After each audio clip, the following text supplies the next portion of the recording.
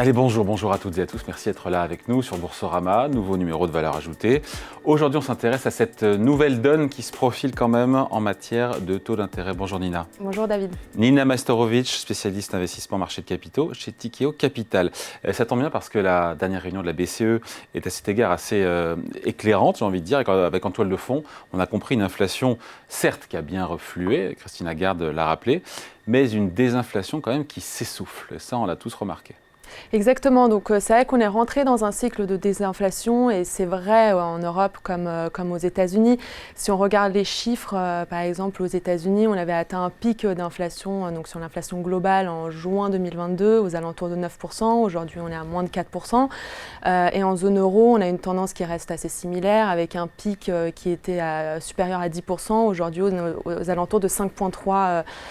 D'après les derniers chiffres. Donc c'est vrai qu'on a une inflation qui a pivoté, mais qui reste encore fragile et on l'a vu notamment, il y a eu des surprises sur les niveaux d'inflation qui ont été publiés au mois d'août en France par exemple et en Espagne.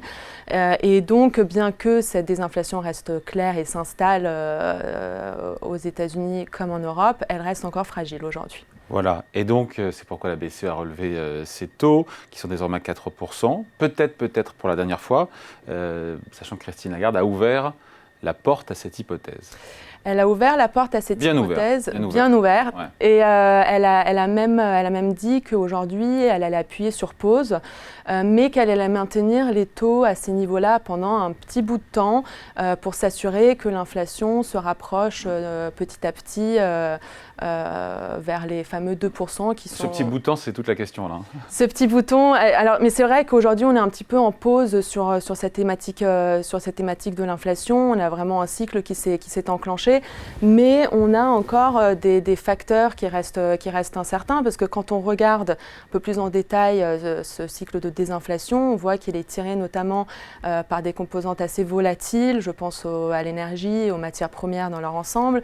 On a les facteurs, donc la composante biens qui s'essouffle et puis en parallèle la composante services qui reste encore résiliente, c'est vrai notamment aux États-Unis, soutenue entre autres par un marché de l'emploi qui reste particulièrement tendu. Si on regarde le taux de chômage en Europe, on est aux alentours de 6,4%, ce qui est un point le plus bas depuis les années 90. Bon, après il y a ces 450 points de base de hausse de taux en 12 mois, en zone euro bien sûr, qui ont commencé d'ailleurs, mais qui vont produire pleinement, j'ai envie de dire, leurs effets, notamment sur la croissance dans les prochains trimestres, croissance qui est chancelante. Exactement, c'est vrai qu'on a commencé à avoir des signaux de ralentissement, notamment en Europe. Alors ce qui est assez intéressant, c'est qu'il y a encore quelques mois, on parlait de risque de récession aux États-Unis, en Europe. On se posait la question, est-ce que récession il y aura, à quel horizon? Aujourd'hui, le discours a un petit peu évolué. L'économie américaine se tient plutôt bien. En Europe, on a des signaux qui sont assez clairs de ralentissement économique. Mais in fine, la question qui se pose ici, c'est pas vraiment si récession il y aura, à quel horizon.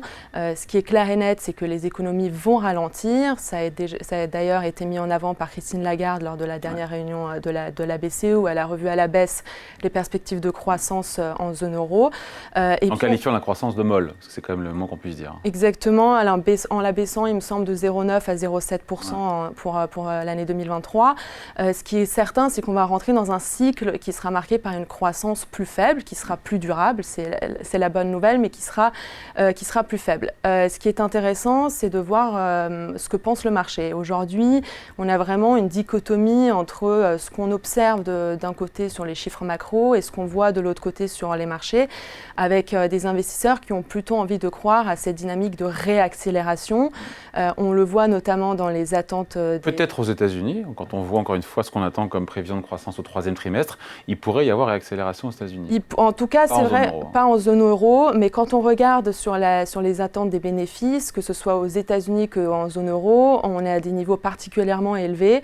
Et on peut se poser la question de savoir si c'est compatible avec un ralentissement macroéconomique et d'avoir des bénéfices qui rebondissent. Tout à fait, d'autant plus qu'on se dit qu'à un moment, le ralentissement économique finira par impacter les entreprises. Alors ça n'a pas été le cas là, sur les dernières publications, oui. Elles étaient plutôt bonnes puisque les commandes sont restées à peu près stables, soutenues par une consommation qui se maintient pour l'instant. Et puis des entreprises qui ont réussi à augmenter les prix et donc à défendre les marges. Mais il y a une limite à cet exercice, on ne peut pas augmenter les prix à l'infini. Et donc à un moment, le ralentissement économique devra se refléter également dans les résultats des entreprises. Bon, et il faut aussi se résoudre, et je crois que les banques centrales le martèlent notamment en BCE, mais pas seulement, aux États-Unis aussi, est-ce que les taux d'intérêt restent durablement élevés? Les marchés ont du mal à se faire à cette perspective parce qu'ils prêchent pour leur paroisse, il ne faut pas leur en vouloir. Ils préfèrent évidemment des baisses de taux, notamment pour revaloriser les bénéfices par action à venir. Mais voilà, il y a encore du chemin à faire. Hein. Il y a encore du chemin à faire et c'est vrai que c'est un point d'attention particulier que nous avons chez Tikehau Capital. Ce qui est certain, c'est que les taux vont rester structurellement plus élevés. Ça a été également confirmé par la BCE lors de la dernière conférence de presse. Aux États-Unis, quand on regarde les perspectives de la Fed, on voit une normalisation aux alentours de 3,5%. Ce qui est encore incertain aujourd'hui, c'est quel sera l'impact de cette politique de remontée des taux avec un cycle de taux d'intérêt plus élevé sur l'économie réelle. Oui. C'est là où on a encore assez peu de visibilité. On a commencé à avoir quelques signaux déjà, notamment sur le marché immobilier qui est complètement à l'arrêt. Quand on regarde le nombre de transactions sur l'immobilier commercial en Europe, il est en baisse de plus de 60%. Le nombre de maisons mises en vente aux États-Unis a été divisé par 2 en quelques mois. On a également les banques centrales qui ont arrêté d'octroyer des crédits. Et puis d'autres facteurs qui restent encore aujourd'hui incertains. On va rentrer notamment dans une période de refinancement de la part des entreprises qui vont devoir revenir sur le marché et se refinancer à des niveaux de taux plus élevés. Donc il reste cet inconnu sur les taux de défaut. Alors ils vont certainement augmenter, mais quelle sera l'ampleur de cette hausse, on ne sait pas encore. Et puis il y a également un sujet qui reste en suspens, c'est sur les émissions des obligations souveraines. On sait que les gouvernements vont continuer à émettre de la dette dans un contexte où le coût du capital augmente, où les déficits budgétaires sont à des niveaux records aux États-Unis comme en Europe, et où les forces acheteuses, je pense notamment à la Banque centrale et à la Chine qui souhaitent se désensibiliser progressivement du dollar, sont en train de s'essouffler. Donc à voir comment le marché va réagir et s'il sera capable d'absorber cette nouvelle vague d'émissions. Voilà, donc des incertitudes dans la mesure qu'on peut faire ou avoir de cet impact à moyen long terme sur cette nouvelle normalité, on va dire, ce new normal des taux d'intérêt qui sont là pour être assez élevés pendant peut-être, on est en plusieurs trimestres à mon avis là-dessus. Tout à fait. Jusqu'au moment où l'inflation reviendra à des niveaux plus acceptables. Après, toute la question, c'est de savoir si vraiment elle reviendra à 2% et si les banques centrales seront prêtes à s'asseoir sur cet objectif de politique monétaire. L'avenir nous le dira. Voilà, merci beaucoup. Explication signée Nina Majstrovic. Merci à vous. Merci La rajoutée revient très vite sur Boursorama.